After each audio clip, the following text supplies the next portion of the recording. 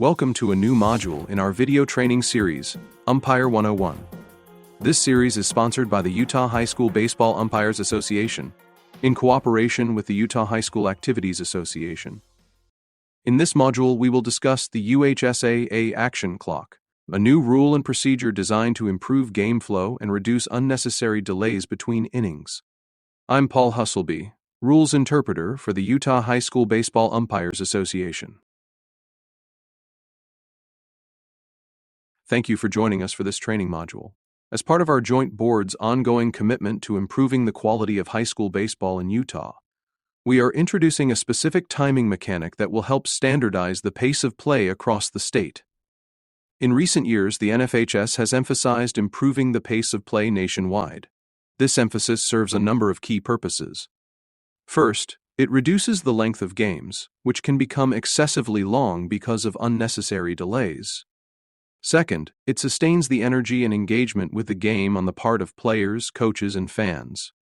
Third, it encourages a faster tempo that helps players develop better focus and efficiency, particularly pitchers who learn to work within a reasonable time frame. Fourth, it aligns high school baseball with higher levels of play, including the NCAA and MLB.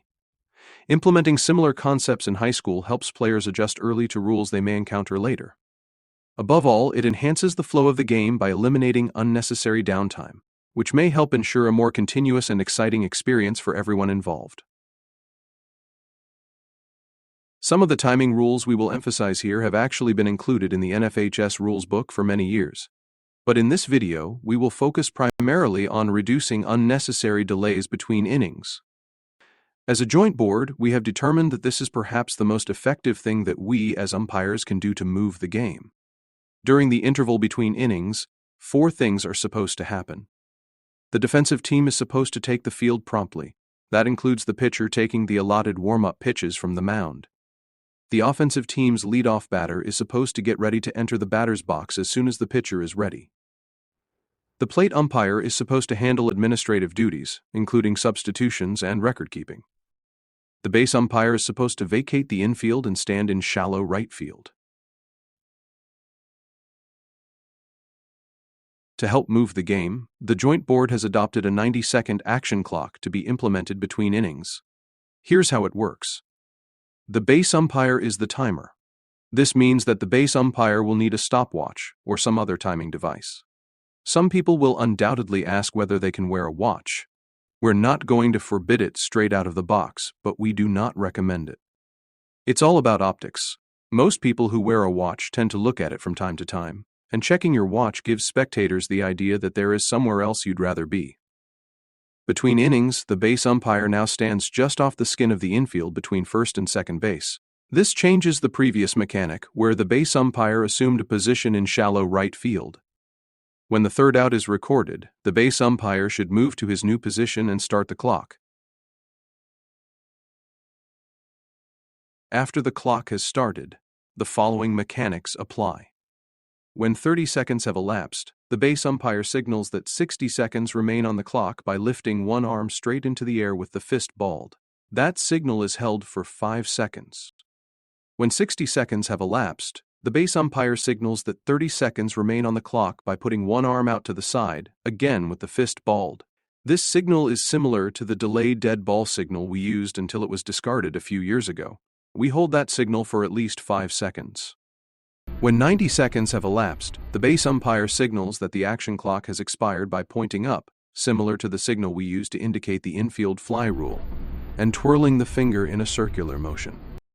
For those of you who are football officials, this is the identical signal for an untimed down. At that point, the pitcher should be ready to pitch, and the leadoff hitter should be ready to step into the batter's box. As soon as the base umpire returns to position A, the plate umpire should give the play signal to the pitcher. What should we do if the pitcher is not ready or the hitter is not prepared? By rule, if the pitcher is ready to go but the batter is not, the plate umpire calls a strike and adds it to the batter's count. If the batter is ready to go but the pitcher is not, the plate umpire calls a ball and adds it to the batter's count. That's the way the action clock works. But as plate umpires, let's not be too hasty to enforce the rule to the letter of the law early in the season. The coaches and the players all know about the new rule. However, it is going to take some getting used to. Early in the season, if everyone is supposed to be ready but is not, let's use some common sense. If the allotted time is up and the catcher has just thrown the ball down to second base, we want to provide a little margin for error. We can lean over to the catcher and say quietly, "You have to be ready to go when the clock expires. Please tell your teammates." Or if the leadoff hitter is still in the on-deck circle, we can say something similar. "I need you out here ready to go when the pitcher steps on the rubber. Please pass the word." On the other hand, if a team comes way late to the party, instead of calling a ball or strike right out of the gate early in the season, the plate umpire can approach that team's head coach between innings and say, "Coach, can we get your support to be sure your players are ready to go on time?" If all umpires follow the protocol, exercise a little patience and use good judgment, by the time we get to the beginning of region play, everyone, umpires, players, and coaches, should be on the same page. The Joint Board's goal is for umpires to be enforcing the action clock on a consistent basis by the beginning of region games. We have other tools at our disposal to encourage an effective flow in the pace of play. For example, the 20-second pitch clock.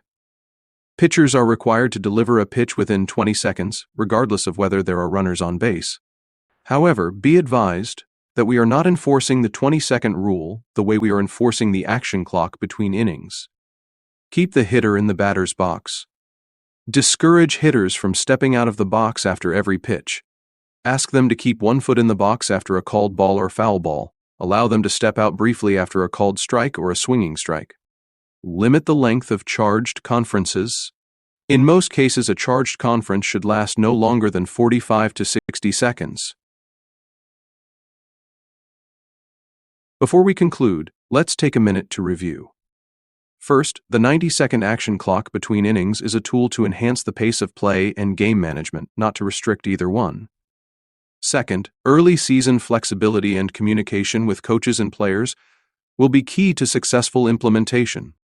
Third, by the time region play begins, we expect consistent enforcement across all levels of play, both varsity and sub-varsity. Finally, your role as an umpire is crucial in making this transition smooth and effective. That concludes this module. Thank you for your attention.